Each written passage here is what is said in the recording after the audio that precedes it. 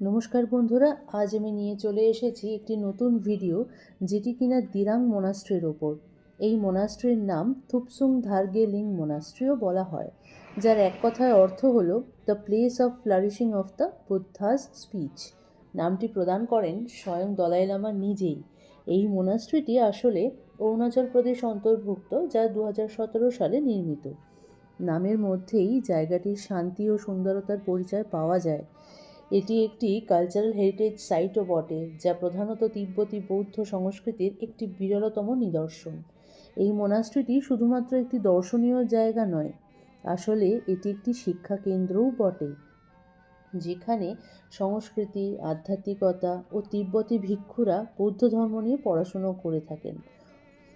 এই মোনাস্ট্রিটির প্রধান বৈশিষ্ট্য হল আগামী প্রজন্মের জন্য গৌতম বুদ্ধের শান্তিবার্তা ও সাংস্কৃতিক ধারাবাহিকতা।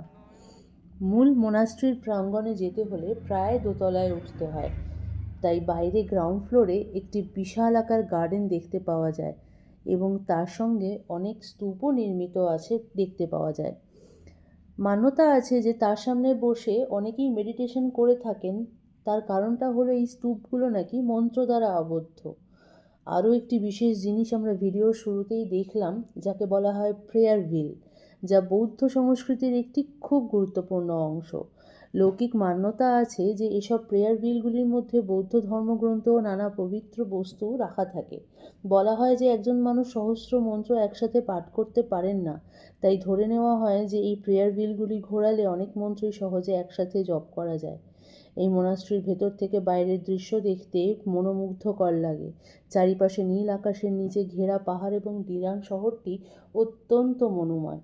সকলেই পারলে অবশ্যই একবার ঘুরে আসবেন। লাইক